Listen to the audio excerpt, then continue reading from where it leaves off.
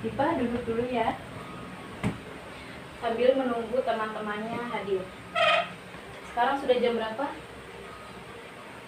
Harusnya sudah hadir. Yaudah ya, kita mulai. Assalamualaikum warahmatullahi wabarakatuh. Waalaikumsalam warahmatullahi wabarakatuh. Selamat pagi anak-anak. Selamat pagi, Bu. Gimana hari ini? Kalian sudah siap belum belajarnya? Sudah. Sudah sarapan belum? Sudah. Tadi yang diantarin berangkat sekolah siapa? Ada? Dipa, diantarin? Ada. Ih, pinter. Berarti kalau naik sepeda berangkatnya harus hati-hati ya. Iya. Jangan ngebut-ngebut, dan kalau mau menyeberang harus lihat kanan kiri dulu. Nah, ada yang tahu nggak hari ini materi pembelajaran kita itu apa? Enggak. Nah, anak-anak, kali ini kita mau mempelajari mengenai materi pembelajaran IPA, yaitu penyesuaian diri hewan terhadap lingkungannya atau adaptasi.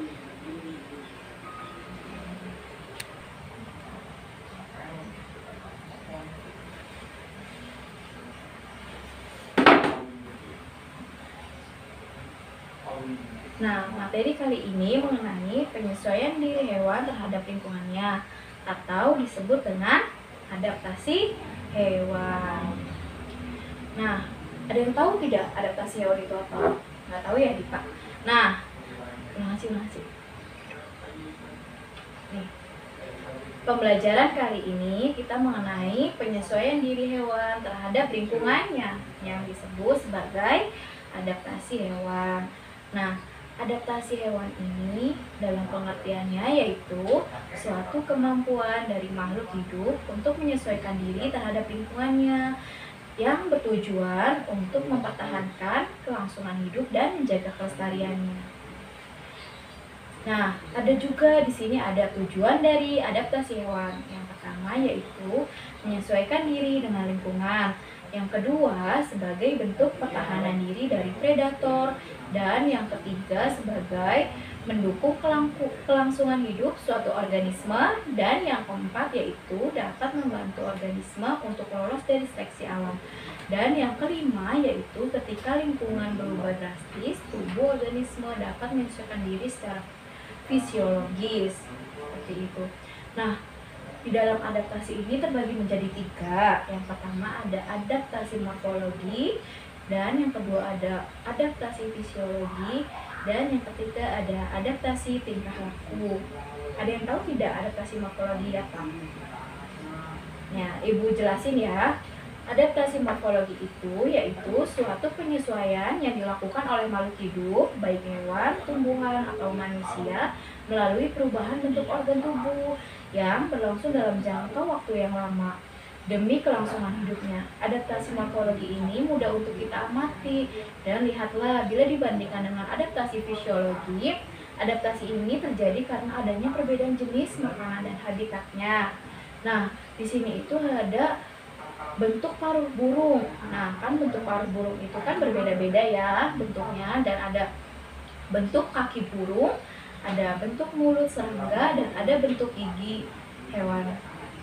Nah, selanjutnya, ada yang tahu tidak di sini paruh burung elang itu seperti apa? Gimana? Tebak coba, seperti apa? Burung elang. Paruhnya tajam, terus kuat, runcing, dan agak membengkok. Karena kalau burung elang itu paruhnya membengkok itu untuk mengoyak makanan yang berupa daging, seperti itu. Lalu ada ini burung pipit. Kamu tahu nggak burung pipit itu? Enggak. Nah, burung pipit ini memiliki paruh yang pendek dan runcing, karena paruh yang pendek ini untuk memecahkan biji-bijian seperti padi. Nah, burung pipit ini makanannya itu seperti biji-bijian gitu. Nah, lalu ada bentuk kaki burung. Ipa tahu tidak bentuk kaki ayam seperti apa? Nah, tahu gimana? Kakinya kecil. Iya. Nah, bentuk kaki burung ini kan di sini ada contohnya seperti ayam. Nah, ayam ini memiliki 3 jari menghadap ke depan dan 1 jari bagian belakang. Tidak tumbuh sempurna. Jadi seperti ini nih kalau seperti ini. Seperti ini ya. Kayak angka 3 tapi ini yang keempat ini di belakang. Ya. Nah, yang contohnya seperti itu juga ada burung unta. Kamu tahu nggak burung unta itu seperti apa? Nah, burung unta itu besar gitu. Nah, lalu di sini ada bentuk kaki burung perenang. Nah, Dipa tahu nggak ya kalau angsa itu kakinya seperti apa? Nah, angsa ini memiliki kaki yang berselaput. Makanya angsa ini bisa berenang seperti bebek, terus itik, seperti itu. Nah, lalu ada bentuk kaki burung yang pemangsa, jadi bentuknya itu serem gitu ya, tajam lah ya, kalau kita lihat itu seperti tajam. Nah, tajam ini bisa dilihat di hewan seperti burung elang. Nah, burung elang ini kan kakinya tajam gini ya, kayak gini loh. Dipa tahu kan penjepit apa tuh? Penjepit yang suka dimain-mainan itu dapat boneka gitu kan. Nah, bentuknya kan kayak gitu ya, tajam tuh kayak gini. Nah, ini itu kalau di burung elang itu untuk menangkap mangsa. Nah, sama juga kayak kalau Dipa main di tempat permainan kan Dipa suka main yang jepit-jepit boneka, pencapit boneka, pencapit makanan gitu. Nah, itu juga seperti itu. Kalau pencapit boneka itu kan fungsinya untuk meraih boneka gitu ya. Kalau burung elang itu untuk mencari mangsa gitu, untuk mencengkram gitu ya.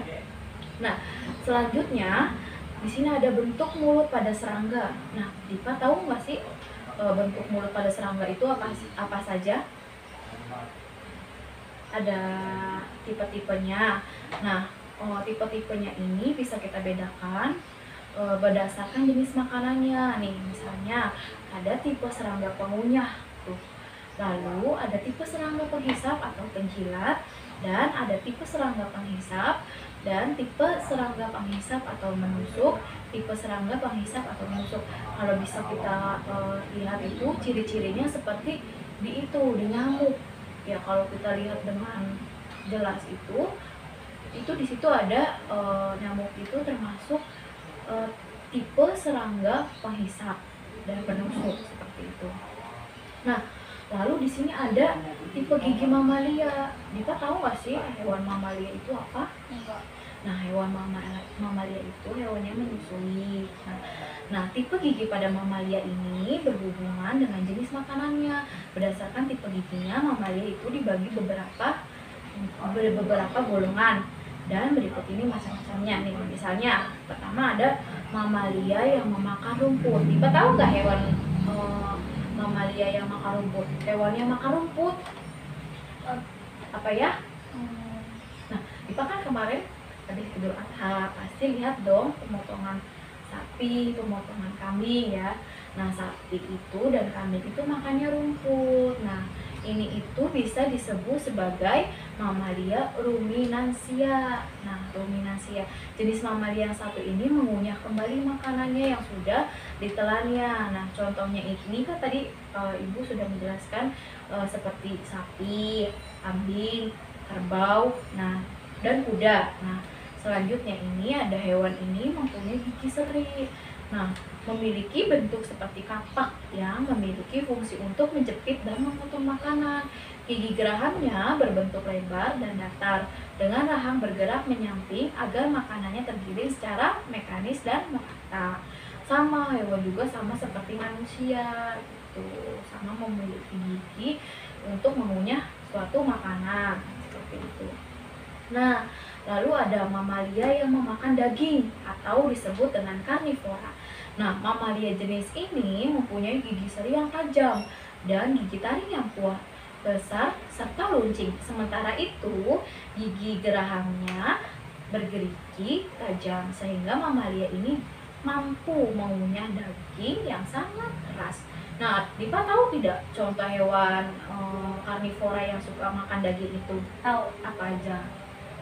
serigala, Iya, terus? singa, Iya, betul. hiu, Iya, katak, iya, ular, benar. harimau, buaya, benar. cantik. Pintar.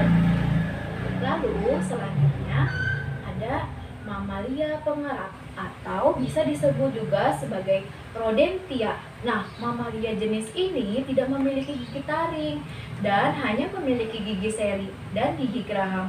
Gigi seri berukuran besar dan memiliki fungsi untuk mengerat makanannya. Nih, contohnya itu seperti kelinci. Dipa tahu kan hewan kelinci itu seperti apa? Ya, dia itu bergeraknya melompat. Lalu makanannya apa? Wortel.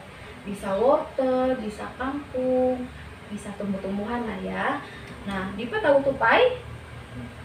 Nih, hewan tupai juga termasuk sebagai hewan mamalia pengerat atau disebut juga sebagai rodentia. Nah, selanjutnya ada adaptasi morfologi berdasarkan habitatnya. Nah, Dipa tahu ikan nggak? Iya, kadang kan ada ikan hias ya kan? Iya, nah semua jenis ikan habitatnya adalah di air. Iya, di air nggak mungkin kan ikan hidupnya di darat. Masa ada ikan hidup di darat kan nggak mungkin. Nah, semua jenis ikan itu habitatnya di air, baik itu air laut maupun air tawar. Seperti di sungai nih, air memiliki sifat menekan ke segala arah. Ikan membutuhkan bentuk tubuh yang memudahkannya berenang di air. Nah, kenapa sih bentuk tubuh ikan itu ada yang berbeda-beda? Ada yang gepeng, ada yang gepeng gitu ya. Terus kalau kebanyakan itu kalau ikan yang gepeng itu karena mudah untuk bergerak gitu. Seperti itu. Pokoknya kebanyakan ikan itu cenderung ramping dan aerodinamis, yang mana akan membuat ikan itu mudah untuk bergerak di air seperti itu. Nah, Dipa tahu unta nggak? Tahu. Nah, unta itu hidupnya di mana? Di Arab. Iya, di Arab. Yang tentunya pastinya unta itu hidupnya di padang pasir, di gurun pasir gitu ya. Karena unta itu kan di gurun pasir kan panas banget ya. Dipa tahu lah, panas banget. Nah, di sini itu unta memiliki punuk yang digunakan sebagai tempat penyimpan cadangan makanan dan lemak. Jadi di atasnya unta itu yang bungkuk begitu ya, atau bisa disebut sebagai punuk itu sebagai tempat cadangan makanan atau air atau lemak seperti itu. Nah, unta ini memiliki kaki yang panjang agar unta itu dapat menjaga keseimbangan tubuhnya agar tidak terperosok di pasir. Nah, sementara itu, kaki unta juga memiliki bantalan yang berfungsi untuk menahan panas ketika berjalan di padang pasir. Coba manusia jalan di padang pasir nggak pakai sendal, aduh panas banget ya. Nah, sama di sini juga kalau kita berjalan di atas aspal yang panas, pasti kaki kita terasa panas. Nah, kalau unta itu ada bantalannya sehingga unta itu tidak merasakan panas seperti itu. Lalu ada beruang kutub. Nah, Dipa tahu nggak beruang kutub itu? Nggak tahu. Nah, kalau beruang kutub ini berbeda loh dengan unta. Kan kalau unta hidupnya di tempat yang panas-panas. Nah, kalau beruang kutub ini malah sebaliknya. Beruang kutub ini tempatnya ya benar di tempat yang dingin dan bersalju. Nah, beruang kutub ini memiliki bentuk kaki yang besar, lebar, yang digunakan untuk berjalan di atas salju. Nah, kan banyak banget tuh ya kalau orang yang berjalan di atas salju itu menggunakan sepatu agar tidak terpeleset, karena kan di atas salju itu licin gitu, sehingga beruang kutub ini dapat bertahan hidup di sana karena memang situ adalah habitatnya. Nah, beruang kutub ini juga memiliki bulu yang sangat tebal yang digunakan sebagai pelindung tubuhnya dari suhu dingin. Kan kebanyakan misalnya ada orang yang